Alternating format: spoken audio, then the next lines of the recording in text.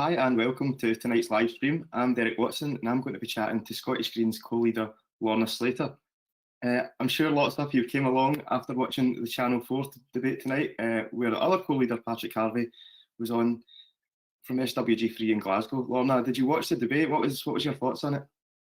I did. I thought Patrick did really well. I thought he was a sort of calm, clear voice with a positive vision for Scotland. He didn't try and talk over people, but also he's really good at kind of commanding the space so people don't talk over him either. So yeah, really impressed with his performance. Well done, Patrick. I think the talking over is probably the theme of that debate, wasn't it? It seemed like there was a lot of angry voices not allowing certain people to get a word in. Well, and it's really frustrating that just the format of the debate, and not criticizing any one person or anything, but a political debate that involves 5 men and 1 woman is not a representative political debate. And it's so frustrating that our political system means that women just don't get heard. It's harder for us to get heard. And yeah, and it's frustrating to see in this day and age that is still even possible to have a debate like that. But as I say, it's not any criticism of any one person. But yeah, very shouty debate. I didn't think it was particularly constructive. I thought Patrick made some really good points about multi-party democracy in Scotland, and how our system here is more like what we have in Scandinavian countries, where you have many parties working together. It just involves a bit more consensus building, a bit more negotiation. And I think when you have a minority government like we've had in the last Scottish Parliament, and like we might end up with again, it means every piece of legislation has to be negotiated with, discussed, compromises reached with another party. And I think that leads to better legislation as well as better debate and better behaviour in Parliament. So I think that's something we can be really proud of in Scotland. Lorna, you've made some of your TV debate debuts in this election, and it's been great to see. It's been really, really good, and the feedback so far from everyone that you've been on has been fantastic. I mean, you must have seen after your first debate that your social media following was shooting right up, and there was lots of nice comments coming in the mentions. Well, it's certainly been a bit of a trial by fire. I've never done anything like this before. All this media stuff, it's all very new to me. I'm learning my way, and I get terrible, terrible stage fright. I'm very anxious going before, and I sort of end up shaking for days afterwards. So I'm glad it's coming over well. I hope we can, keep the momentum up. Where we're at in the campaign now, I think we've put the message out there. People know what we stand for. Patrick's done an excellent job of representing our policies. Our candidates have done a wonderful job of getting themselves known. Our volunteers have put things through doors. We're just at the point of needing people to actually get out and vote now. And that's what we need to focus on, keeping the momentum out, getting everyone out to vote a week Thursday. How do you prepare for these things? Because I would imagine that they're fairly nerve-wracking when you're in there. We're sitting in the comfort of our homes thinking, oh, that must be simple, but there's a lot of preparation goes into this, and I can't imagine it's an enjoyable process.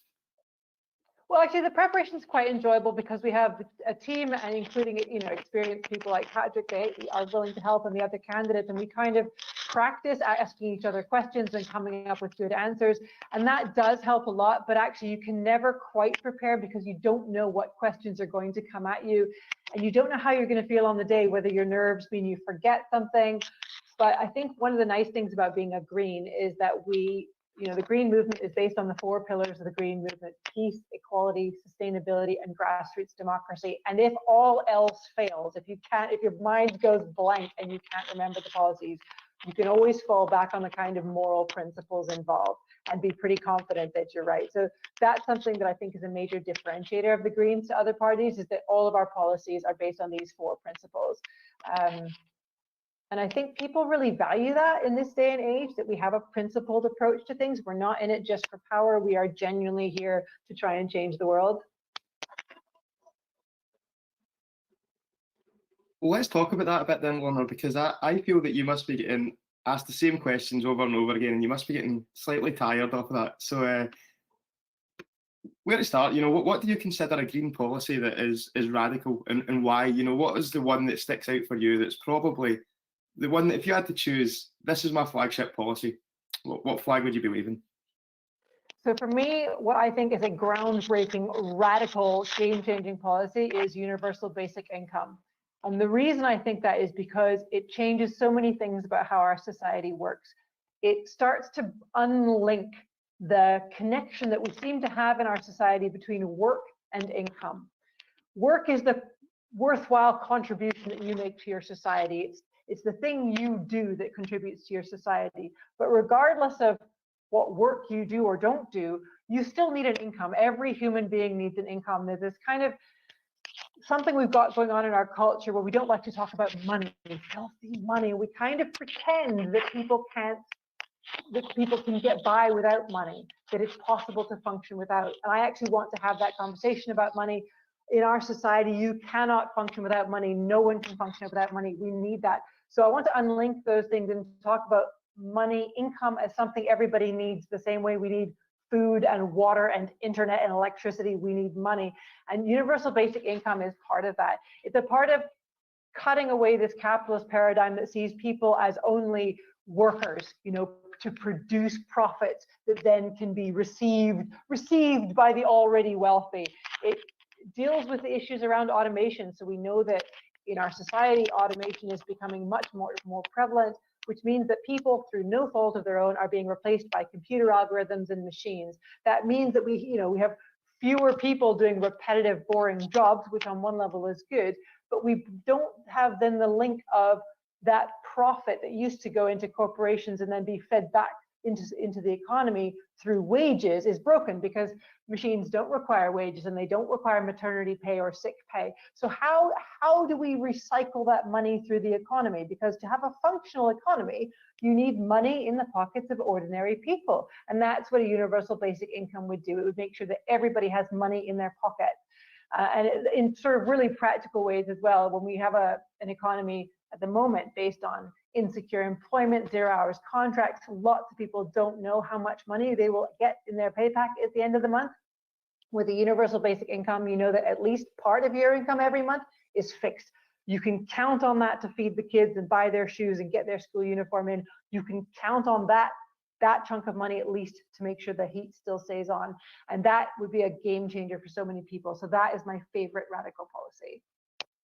I have to say, Lorna, we had a slight moan about the TV debates at the very start of this conversation, but we've had a comment from Kerry on Facebook saying, second vote going Greens after listening to Patrick tonight. So there's got to be some benefits to doing them. Brilliant. Well, and Patrick did a wonderful job. He's a great speaker, and it's actually been so lovely in this campaign that he's been able to show off his skills there, because in the past, when the Greens had fewer MSPs, and less recognition, we struggled to get invited to the debates. But in this election, now that we're a big party, we've proven our worth in Parliament. We've had a really big effect in the last Scottish Parliament. That there's been no problems. We've been invited to every single debate, which means that Patrick gets to show off his excellent debating skills, which has been wonderful to see. On the topic of that, Lorna, we do see yourself and Patrick in the media quite often. You two are the co-leaders of the Scottish Green Party. We've had a comment here from Luke Carroll saying, any specific Green MSPs standing in this election you think we should be keeping an eye out for? Well, it depends whether you mean MSPs or candidates. So we have some incumbent MSPs who are all very hardworking MSPs with excellent track records of what they've achieved. Between Mark Ruskell on his work on energy policy, Alison Johnson her work on mountain hares and benefits assessment, Ross Greer with his work on stopping flamingo land in Loch Lomond, and with all the stuff around education and getting the grades, last year's grades that were unfairly marked, getting them rescinded so that they could be marked fairly. Our MSPs have achieved so much, but actually I am super excited about our incoming candidates. In order to gender balance our parliamentary group, all of our lead candidates are women, and what a diverse group of women we have. We have women who were refugees, women with kids, women without kids, women with university degrees, women with all sorts of variety of experience. We have older women, younger women, disabled women. It's a really talented group, and I'm so excited that the party has been able to nurture this kind of leadership and talent. These women, they are going to blow your socks off, honestly. Well, I'm just getting a few comments about your mic. It's maybe rubbing off your jumper, so just be careful. Sorry, with that. yeah. Thank you. I will hold it away. Thank you for the feedback. No worries. Yeah, so let's talk about something away from politics slightly then. What do you do to switch off? Because we've spoke about this being a very stressful time. You went from being, an organiser in Leith and in Edinburgh to being on the telly non-stop. I've been looking at your Instagram page quite often, and I see that you're climbing on monkey bars down the park, and you're hanging upside down, and it's incredible. So I do recreational circus as a hobby. So I'm an aerialist, but unfortunately, of course, during lockdown, I haven't been able to do any training. The circus school has been closed. All the aerial classes have been closed. So I am in very poor condition. My strength and flexibility has really declined.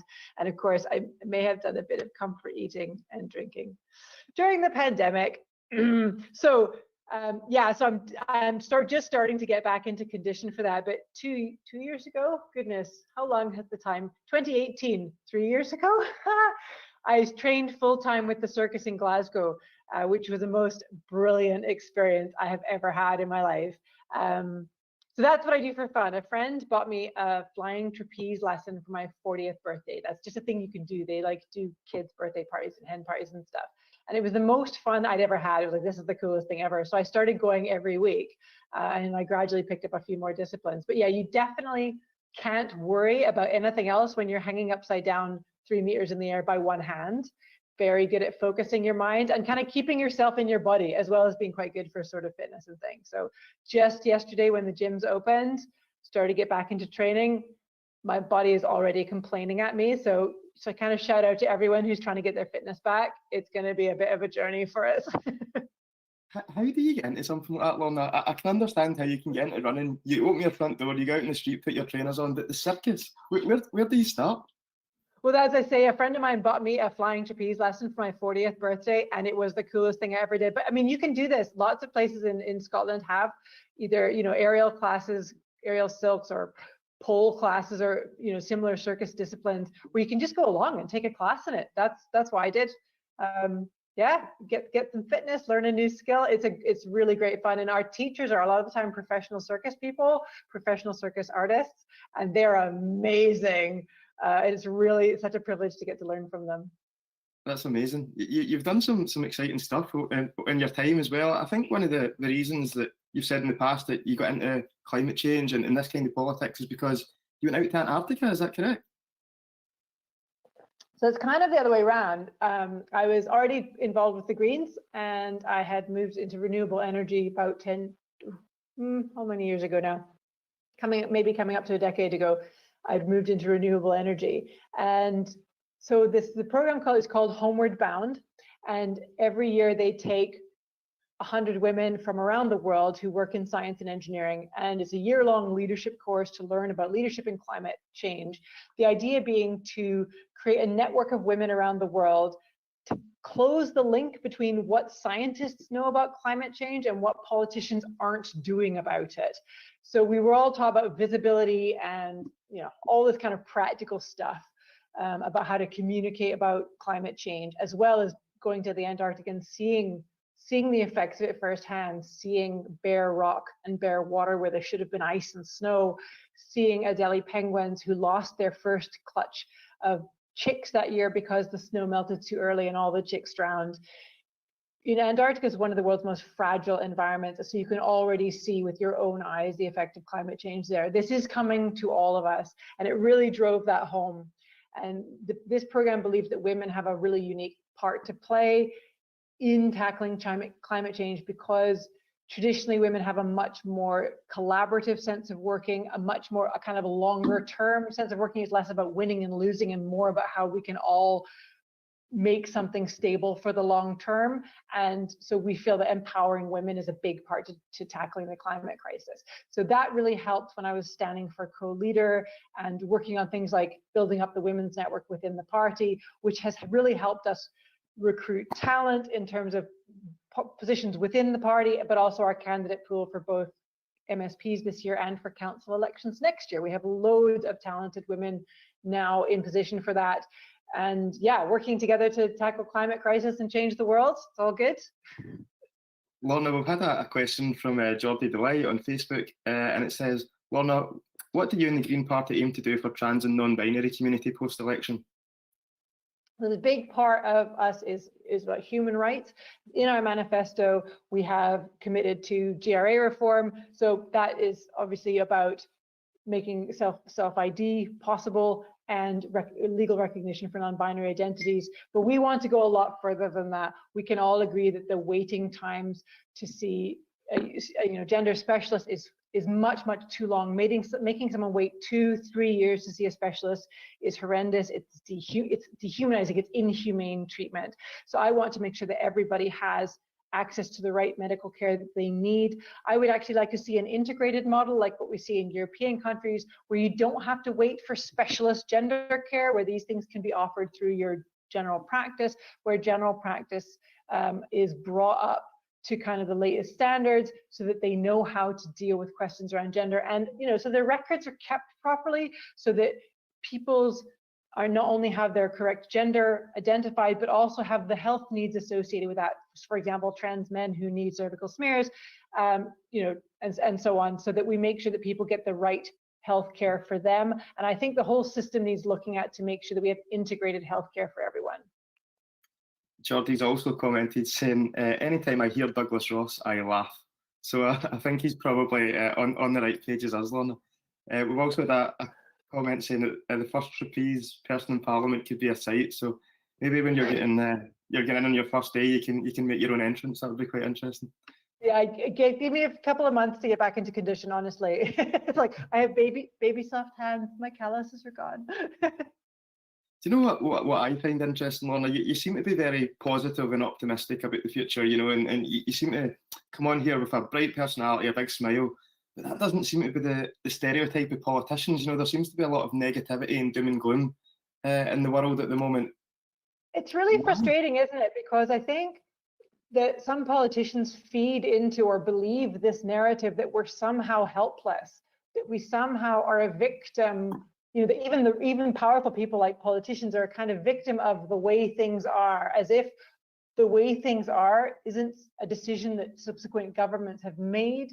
The way things are is a result of deliberate decision making. The fact that it's cheaper to fly to London than it is to take the train, deliberate decision making. The fact that aviation companies don't pay tax on their fuel, but you do pay tax on the petrol that goes into your car, deliberate decision making. All that stuff. The fact that a good part of Scotland is covered with grouse moors instead of sustainable forests, decision making. This isn't an accident. It's not an accident that young people are in a situation where they have to deal with precarious work, low paid employment, that the minimum wage isn't a living wage, that house prices have shot up and up and up well beyond what the average person can afford, that landlords are allowed to accumulate property after property while young people look like they'll never be able to afford a home. That is all deliberate policy, deliberate decision making. This isn't something that's just happened to us. So what makes me feel optimistic about all of these issues, as well as about the climate crisis, is that these things are within our power. We can make the future brilliant. We just have to decide to make it so. And what's good about the Scottish Greens manifesto is within it you'll find all practical policies for tackling the climate crisis, for tackling inequality. This isn't pie in the sky stuff. It's all very sensible stuff that has good data, good track records on it. All that's been lacking is a sort of political will to take this stuff on. And it's very frustrating to see other parties talk about, like Willie Rennie talking about a demand-led reduction in fossil fuels, but without talking about how much taxpayer subsidy goes into the fact that the reason we demand fossil fuels is because they're the cheapest thing, because we don't make fossil fuel companies and people like aviation companies compete. We've distorted the market so much that demand almost has nothing to do with it. So let's take responsibility. Let's take responsibility for our decision making and understand that everything that happens around us is within our power to control and our power to manage. And we don't accept from politicians when they say, oh, it can't be changed, it's just the way it is. Everything can be changed. It doesn't have to be the way it is. And the future can absolutely be brilliant. Now, the future is going to be different. I think in the future, to live in a sustainable way, we need to work less. We need to buy less crap that we don't need.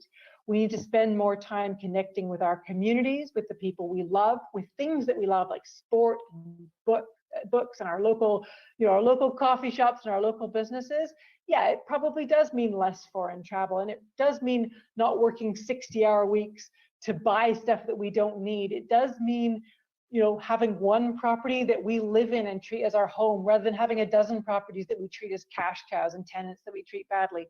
It does look a bit different, but it means that I think we will enjoy our lives more, having a 4-day working week, having affordable homes, knowing that we have things like a universal basic income so that none of us need fear poverty in our old age, means that we don't have to frantically try and accumulate wealth in our youth.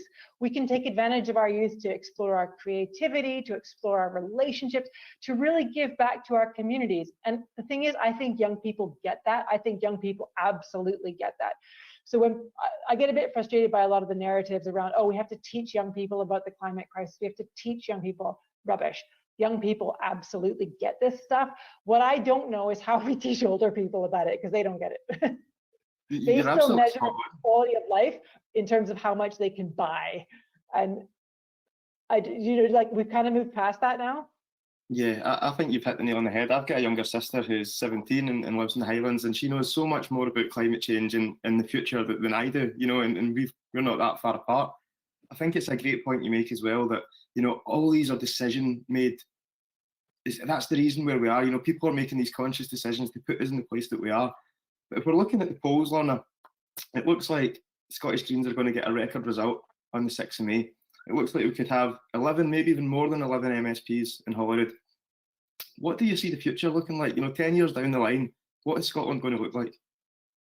Well, I think that we can start even before we get independence. I think there's quite a lot we can do. I think both of these things are true. It's true that we could do more with independence. And at the same time, it's true that the Scottish government doesn't do everything with the powers that they have. So with more Green MSPs, we can have more influence around shaping that future. So where I think we are in 10 years' time, I think by that point, Scotland will have voted in the next couple of years for independence. I think we will then have a transition agreement. I think by the next time the next general election in the UK come around, at least one party will stand on a platform of rejoining the single market the common market, because Brexit will have been shown to be such a disaster. Now that makes a whole bunch of things around Scottish independence a bit easier. And yeah, so I think at that point we'll be looking at an independent Scotland with its own currency, looking at rejoining the EU. We will have a date for closing down oil and gas extraction in the North Sea. We'll be seeing tidal turbine farms and wind turbine farms. We'll see a resurgence in Scottish manufacturing and industry. We will see a drop in poverty in Scotland, because a lot of the policies we're bringing here about tackling poverty and the knock-on effects of tackling poverty means less pressure on the NHS. It means closing the attainment gap in schools. It means closing the longevity gap and all the gaps in health we see that are caused by poverty. It means we will be some way down the path of upgrading Scotland's homes, so millions of Scotland's homes will already be warmer and cheaper to run. And we will hopefully be a good way down the path of implementing 15-minute neighbourhoods so that people in Scotland don't have to drive great distances to see a GP or to get their groceries. They can walk. Everyone in Scotland should be able to walk to, or ride their bike to, or push their pram to basic services, clinics, leisure facilities, shops, colleges. Everything should be nearby. And there's some very exciting work going on in that area to look at how we build our cities and how we plan them so that people can have what they need closer to home. And yeah, in 10 years' time, I would like to see us quite a long way down that. I'm laughing at the comments coming in yet again. We've got Neil Robertson, my 4-year-old niece in Portobello knows more about plastic and what that does to marine life than I do, which is a valid point. Another question from Sean, I believe this is on Facebook, saying, what's going to keep the high income earners incentivised to stay in Scotland when you're increasing their tax? So I think there's a myth that people decide where to live based on, they sit down and go, darling, where should we live this year? Let us look at our tax returns. Oh no, another 0.5% of tax. We must move immediately. That's just not how people work. I think how we excite people to come to Scotland is we have exciting opportunities. I mean, I am one of these people who moved to Scotland. I came for halfway around the world because Scotland had exciting opportunities in automation, in renewable energy. And many of my colleagues are from China, from Spain, from France. They have also come here because they're excited by the opportunities. If Scotland is leading the cutting edge in things like software and things like the creative arts, filmmaking, animation, renewable energy, finance, tourism, forestation, restoring of our natural landscapes, if we're cutting edge and have exciting opportunities in these things, people will come here. And going along with that, we need, good housing stock for people to live in, a solid education, an NHS that people can rely on, good quality of life. People will come here and they will stay here and they will raise their kids here. Not everybody is just all about making a quick buck. Quality of life really matters, and having that kind of infrastructure and equal country is the kind of country that people live in. I don't believe this narrative that our economy is based on having a few rich people who shower us with their gold. I think it's based on the hard work of everyday people. Everyone who stacks a shelf, everyone who drives a truck, everyone who, helps and cares for another person. This is what drives our economy, and this is how we can be a successful country. Absolutely, absolutely. I like this comment as well. One of the biggest appeals to the Scottish Greens is the positive and progressive approach to this election. So much energy and momentum, and it's infectious. I think your rant there, Lorna, probably ticks all those boxes as well. If elected, will Lorna back the call for £15 minimum wage for care workers? Absolutely. It's in our manifesto. That is something we would like to work towards. Absolutely, 100%. Lorna, loving your work, do you see Alba as a threat to the seats that the Greens may win? I love this one. It comes up every so often, but it tends to be from the same journalist. Everyone asks us that, but no. Scottish Green voters are interested in the future. They're interested in human rights. They're interested in equality. They're interested in the climate. Now, we see independence as a stepping stone, giving us more tools in those areas.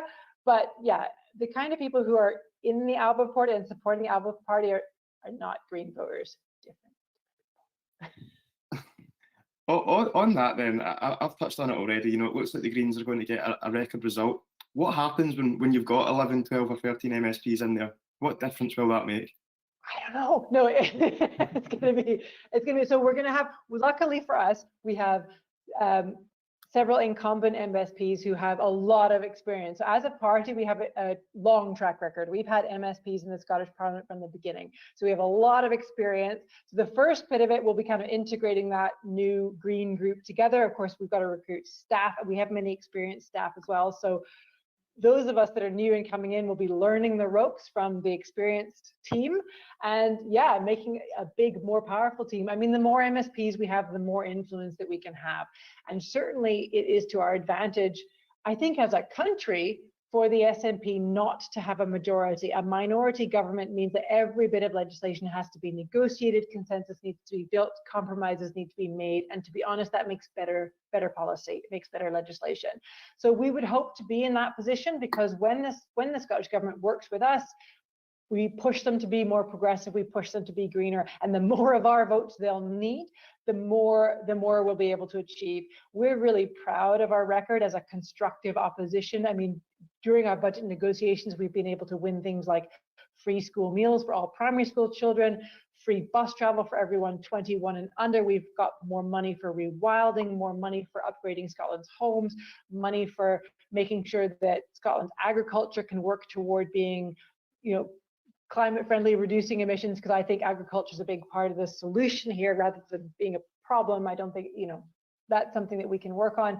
So there's a lot that we've been able to achieve, and even parties with more MSPs have in the past chosen to sort of sit on their hands and not get involved, because they're still dealing with that kind of Westminster, as Patrick said so well in the debate, that Westminster winner takes all politics, as if you're not the party of government, then you just spend the whole parliamentary term sitting on your hand and complaining. And I'm so tired of the other parties just complain. The Greens instead, we got to work and said, right, here's the situation. The government might need our votes. Let's make sure that they give us what we need to see in order to win our votes. We work with the government. We push the government every time. We push them further and push them further. And we will do that again. And that is exactly why we need more Green MSPs in Parliament. Well, no, I love this question here. I'm sure your answer will be much better than a certain Tory leader when he was asked this question. If you were First Minister for a day, what would be your first act?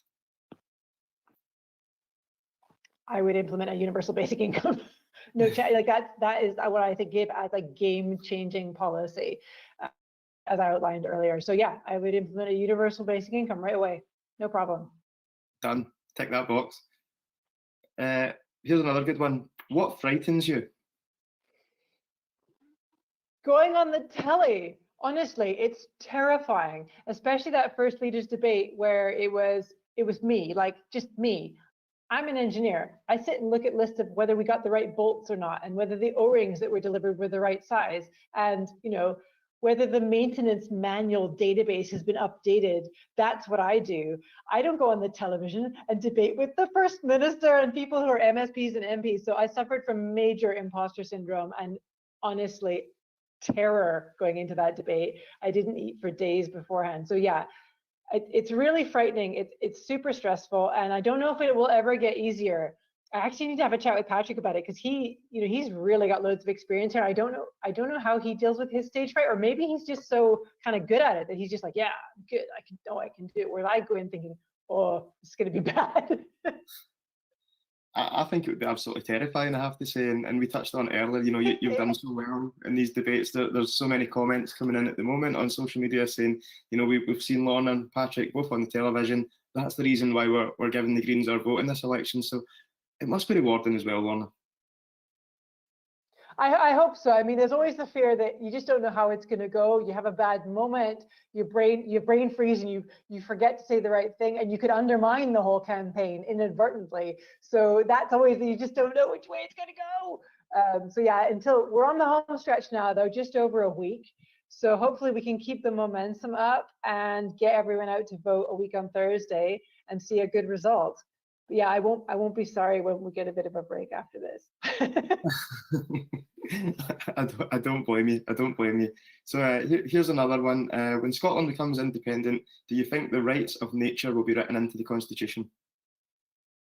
So that is an exciting discussion to have. Let's absolutely do that. So as probably you all know, the UK doesn't have a written constitution. It is normal for a country to have a written constitution. For example, the country I grew up in has a constitution which has in it and is linked to the Canadian Charter of Rights and Freedoms, for example. And that has in it all sorts of really cool things, like the right to vote, the right to freedom of religion, the right to marry, all these good things.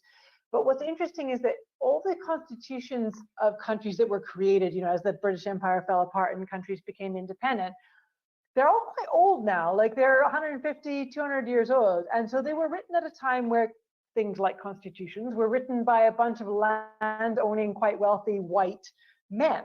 And so they put in the concerns of that sort of category of people, things like the right to vote, right to practice religion, and so on and so on. And those are important rights, and we should definitely have them. But imagine if you had some poor people, or some women, or some disabled people, or some people who cared about the environment, people who maybe hadn't gone through life assuming that there would be food on the table, assuming that they would always have a roof on their head. What does a constitution look like if we incorporate into it all the basic human rights that are in the UN Charter of Human Rights, not just rights to vote and so on, but things like right to food, right to housing, right to healthcare, right to education, right to your own name? Now that's exciting. Again, a real game changer. And of course, I would love to see rights for the natural environment. And there's some interesting discussion about how to incorporate these things into our legal framework. So our legal framework as a kind of society is based on ancient, sort of that of ancient Rome, which decrees that things within legally, things can either be a person or an object. So a person has legal rights, as does a corporation, which is a personification of a company. So you can only have rights as a person if you are a person or a corporation. Anything else is an object which doesn't have rights. So it would be very interesting to incorporate into our law the sort of incorporation, the personification, or the giving of rights to things like ecosystems or rivers or waterfronts. How does that even work? And so I think there's some really interesting conversations to have there around how we legally protect and build into the fundamental framework of our constitution. One of my personal, this isn't Green Party policy, but this is one of my personal things, is that I would like to see Scotland's second chamber. So if we become independent, we write into our constitution, we have a second chamber. One of the flaws I see with our current system of democracy is it tends to lead to short-term thinking. We have 5-year parliamentary terms. People think only 5 years ahead.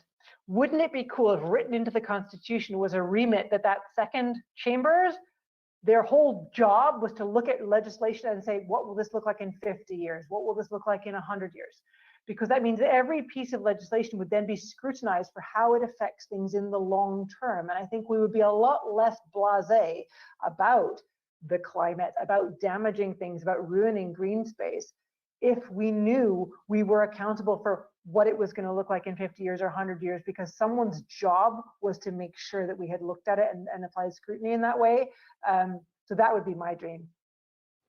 Lorna, we're getting more nice comments for you. Ali says, I thought you were excellent in the first debate. Your nerves weren't obvious at all.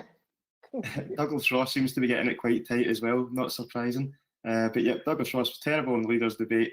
I like everything the Greens are doing, and I will be voting for you for the first time. Thank you. Yay! I really like this one, Lorna, from Gordon. What does your friends and family in Canada think about all the work you're doing in Scotland now with the Scottish Greens? Well, I think they're a bit mystified by it. I mean, Scottish politics is not widely known or understood outside of Scotland, I think. So yeah, my family are completely mystified by all of this, but obviously they're very excited for me that, you know, I'm getting to do this.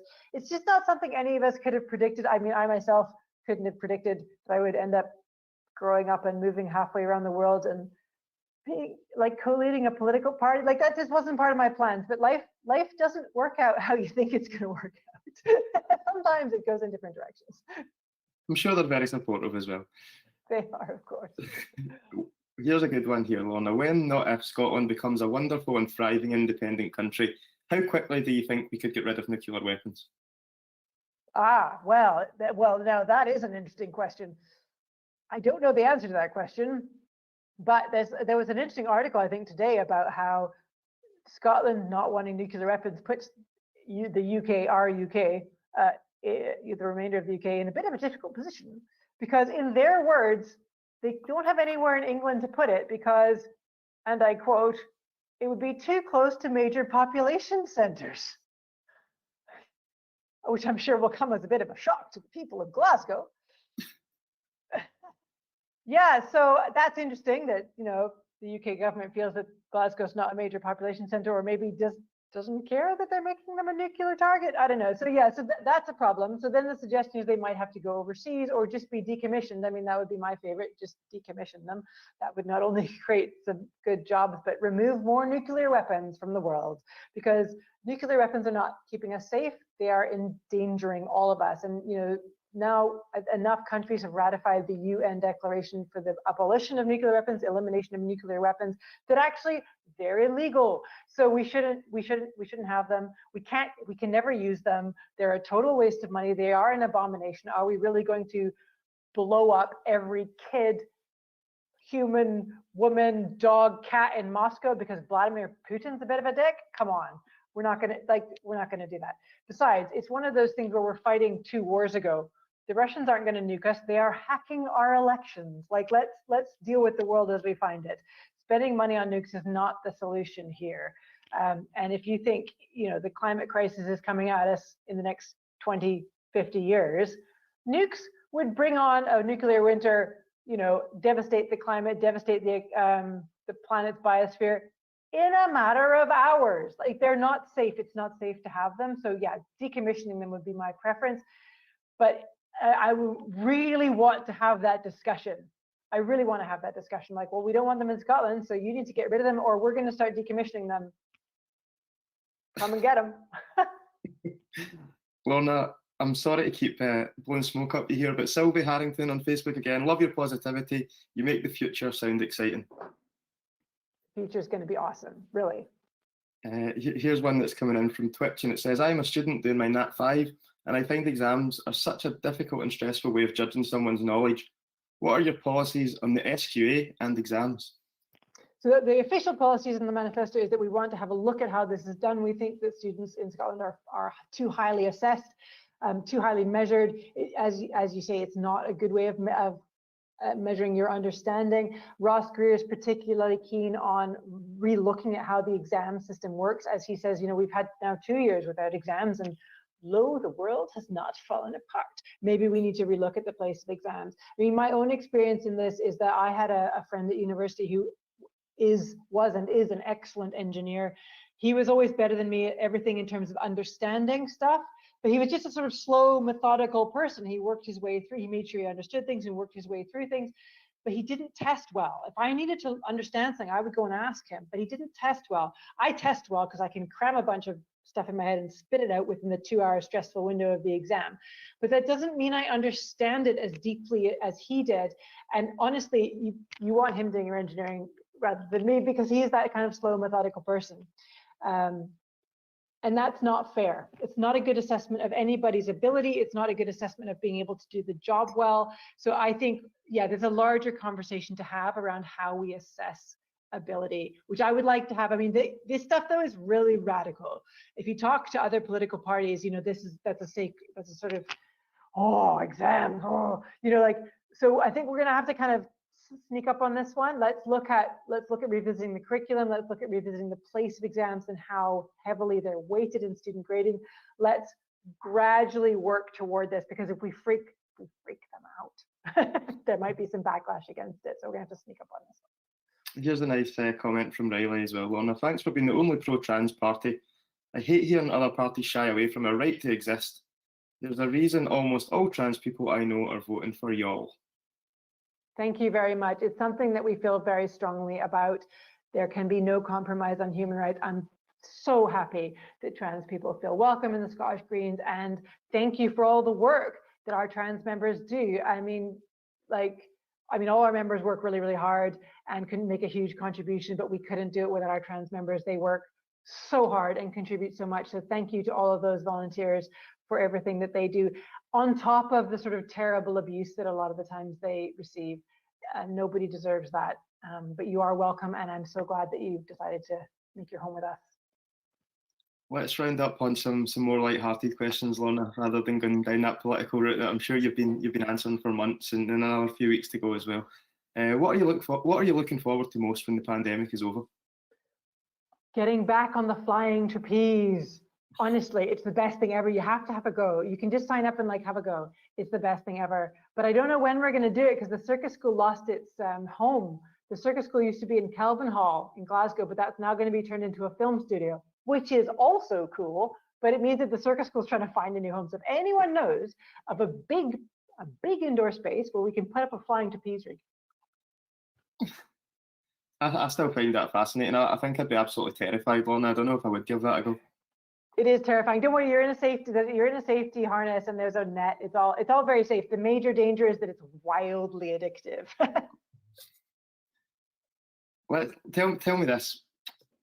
I said we wouldn't finish in politics, but I suppose we have to. You know, the election is now a week on Thursday. Why should people vote for the Scottish Greens?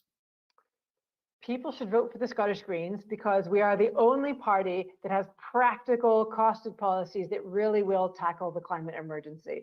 We are the only party taking it seriously with the kind of urgency that it requires. We have a clear, positive vision for the kind of Scotland that we'd like to build. It's an inclusive Scotland. It's a welcoming Scotland. It's a Scotland that treats all humans as worthwhile and valuable, no matter what your background is or where you're from. We'd like to see us as an independent, small, independent European country, not exceptional in any way, just a nice, ordinary European country with good railway system, a fair tax system, better local government, and people having more say in what happens around them. People not having decisions made for them, but people having the power to make the decisions that affect the things that matter to them. And that's definitely why you should vote Scottish Greens. I think there'll be lots of people watching this as well and thinking, I've enjoyed what I've heard here. How can I get involved? What would your message be to them? Please do. So our website is greens.scot/join. You can join from £1, a whole pound, and join the party, and then get involved in your local branch. So we're very much a grassroots party. Everything happens at your local branch level.